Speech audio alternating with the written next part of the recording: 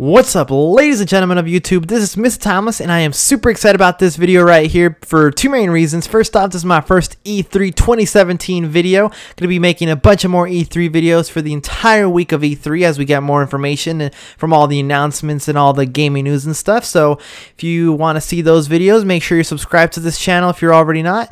And while you're at it, go ahead and leave a like on this video, and let's get right into the second reason why I'm really excited about this video, which is the topic about the video. My first impressions of Microsoft's E3 press conference. So let's just get right into it. So they started off by opening their presentation by showing the Xbox Scorpio, which I thought was brilliant because last year at 2016 E3, their press conference at the very end of Microsoft's conference of 2016, they revealed the Project Scorpio, so it was only fitting that they opened with Project Scorpio because that's what everyone wanted to know more about. So yeah, we got the specs of it like a month and a half ago, but we didn't have a price and we didn't know how it looked like. So it was really nice that they revealed the console right away from the very beginning, and they also announced the price towards the end of the event, which I could see why they did that. I feel like they did that because since I think most people were wanting it to be $3.99 and it ended up being $4.99, that I guess maybe they wanted to first show all the games and how amazing they looked and everything. So towards the end, when people saw the price, it didn't feel as bad because they knew all the games that were going to come with it and all the enhanced games that were going to be enhanced by the Project Scorpio, or what's now called the Xbox One X, because that was another thing that people were wondering what it was gonna be called, because some people even thought it was just going to be called the Xbox Scorpio, which personally I thought that's what it was going to be called, and I wanted it to be called Xbox Scorpio because personally I think that sounds much cooler than Xbox One X because of many reasons, which I actually make a video of what I think about the name, because Xbox One X and Xbox One S kind of sounds similar, the X and the S. So like I just imagine like if I'm talking to someone and I'm like, hey, what Xbox One do you have? And they're like, oh, I have the Xbox One S. And they're like, wait, the X, did you say X or S? You know, so that's personally why I don't like the name. But other than that, I mean, it's an okay name. It has a nice catch to it if there wasn't already an Xbox One S.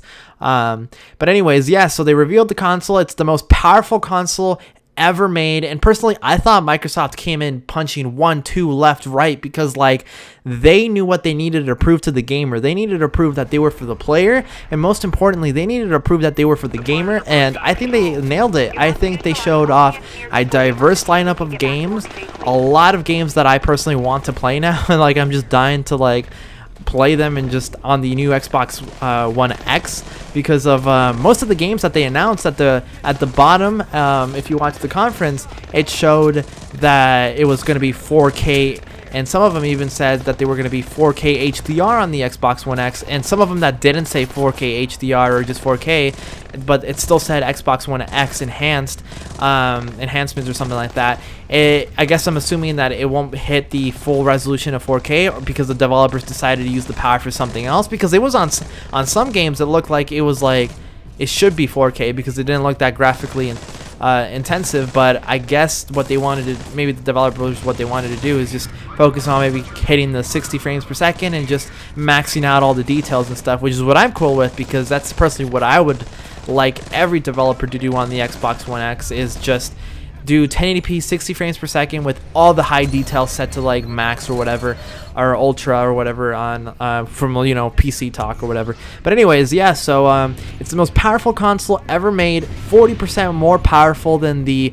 PlayStation 4 Pro, which I think is really impressive. This is probably going to be a huge difference from the Xbox One X and the PS4 Pro, especially, I mean, the specs on it just blow the PS4 Pro away like completely. So I'm expecting these games to look really, really nice.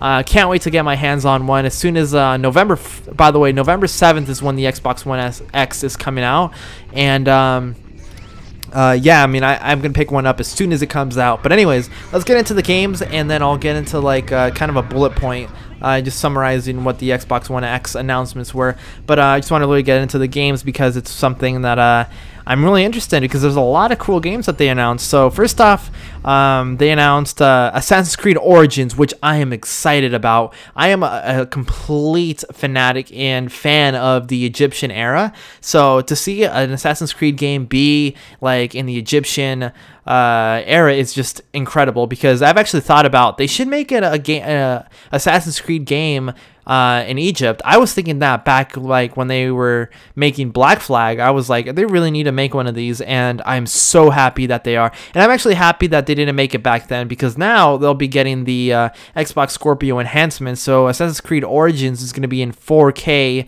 Not sure if it's HDR, but it's going to be in 4K, which is fantastic. I can't imagine how amazing it's going to look on Xbox One X. But yeah, so they announced that. Then they announced a game called Code Vein.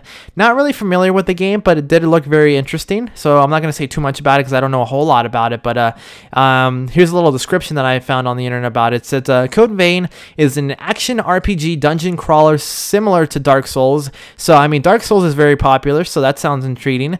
It's set in a future post-apocalyptic Dietopia where you play as a vampire with supernatural abilities. So it sounds really cool. And then Crackdown 3. I've personally never played any of the Crackdowns, but I've seen gameplay of it on YouTube, and it looks really fun. So I'm definitely looking forward to that game. Probably going to pick it up. Next up, there was like Dragon Ball Fighter Z. I did not imagine seeing a Dragon Ball game on a Microsoft E3 stage. Like, to me, I don't think that was ever going to be possible, but they announced a Dragon Ball Z game. I don't think it's an exclusive one though, but it's definitely like very cool that they got to announce it. So it must mean they must have some sort of exclusivity, maybe DLC like a little bit earlier or something like that. But very, very cool. So I don't know about the game though. I saw the gameplay. It looks a little iffy. One part I did like though was the 3v3, so I could have 3 friends versus 3 other people in multiplayer. I think that's very cool. I've always wanted a fighting game that had like tag team fighting, I guess. But I guess try tagging, I don't know if that's how you say it, would be very cool too. But anyways, then they announced, actually the first game they announced at their conference after they showed off the Xbox X was Forza Motorsport 7 to show off the 4K 60 FPS gameplay of it. So that's pretty impressive. They were able to hit that. So 4K 60 FPS on the Xbox One X. That's going to make the game look fantastic. I mean, honestly, I thought Forza Motorsport 6 on the Xbox One S just looked amazing, but like, I can't imagine how it's going to look on this. Then they announced a bunch of ID at Xbox games. Not really a fan of indie games, so I'm not really going to say too much on that. They did announce State of Decay 2 also. That is one of my #1 games I'm looking forward to, so I can't wait for that to come out. It's going to come out in 2018. There's actually a couple games that they mentioned that were going to come out in 2018. Luckily, it was early 2018 or spring of 2018, so not too bad. I know a couple are coming out this year. I think Assassin's Creed Origins and like Crackdown 3 and Forza Motorsport 7 and you know, those kind of games are coming out this year, so that's pretty good. And I'm probably missing one other one, but anyways, so that's just a little bit of, and they announced a whole lot more games, but that's just a couple that really hit the spot. Oh yeah, at the very end they announced a new IP. I don't know if it's fully exclusive to Microsoft or if it's just like a timed exclusive, but it is definitely a very cool game. It's by BioWare of EA, so it's pretty cool. It's called Anthem. Anthem is a new futuristic action game created by BioWare, the studio behind Mass Effect and Dragon Age. The game puts you in the role of a freelancer, an adventurer tasked with exploring unknown planets and protecting humanity using powerful custom exosuits. So it definitely looks really, really cool, and this is a game that I'm definitely going to pick up because it looks like an open world game. I've always wanted something like this, and it just looks amazing. When I saw the gameplay, I was like, this is a game I have to pick up, and it's going to be enhanced by the Xbox One Scorpio like every single game they announced was, so definitely looking forward to that. So I'm blown away. Like, everything they did was amazing. They have the best hardware. I love all their games they announced, and I mean, yeah, it's pretty amazing, like everything. And the best part that blew me away, I thought the Xbox One X was going to be bigger than the Xbox One S because, you know, stronger hardware. I thought they had to have it bigger for better ventilation, but surprisingly it's actually smaller than the Xbox One S. Not by much, but it's definitely a bit smaller, and the specs are just about 5 to 6 times more powerful than the Xbox One S, which is crazy if you think about it. It's like, imagine combining 5 or 6 Xbox One S's to give that to have the similar power of the Xbox One X. Like, that's crazy. But anyways, yeah. So so the Xbox One X is the name. It's gonna be coming out November 7th. At $4.99. I was really hoping it was going to be $3.99. I'm going to be making a separate video on the price and my thoughts on that, but definitely I still think it's worth it at $500. It's super powerful, and that's definitely going to be picking up 1 or even maybe 2. We'll have to see about that one. I'm probably just going to pick 1 up and then maybe 2 in the future, or another one in the future. But yeah, so let me know your thoughts in the comments down below, what your favorite part of Microsoft's E3 press conference was, if you got to see it, or what you're looking forward to at E3 this year. Are you looking forward to Sony's conference where they're going to show probably God of War and some other games? Like, let me know.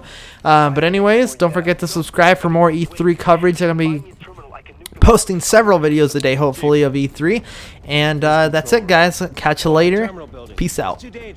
Oh, one last thing, guys. I cannot believe I completely forgot about this. It's actually kind of embarrassing, considering it's one of my most favorite things that they announced at their conference, and that was backwards compatibility with the original Xbox. Yeah, that's right. Not only is the Xbox One X and the Xbox One backwards compatible with the Xbox 360, but now it's backwards compatible with the original Xbox. So I'm assuming it's going to work the same way, where if you have the original Xbox game, you'll be able to put it in the disc tray and you'll be able to play it, or you'll be able to just download it from the store as well by purchasing it. So one of those 2 ways. I hope that's how it's going to work, and it's not just you have to buy it through their store again digitally, because back then obviously there wasn't digital games that you could buy. So yeah, but anyways, I'm going to be discussing that in a separate video because that's really exciting, and I've already rambled on a little too long, I think. But anyways, yeah, I mean, really excited about that. It's really cool. Just think about it. And of course, they're going to have to, like, you know, get publisher approved original Xbox games to play on the Xbox One S and Xbox One X. But they'll be definitely play better, according to them, on these newer consoles, all these older games. So that's going to be pretty exciting. I cannot wait to see that. But anyways, guys, I will talk to you later. I've rambled on too long. I'll make a separate video discussing it in more detail. But I hope you guys liked my first impressions. And don't forget to subscribe if you haven't done so already. Talk to you guys later. Bye.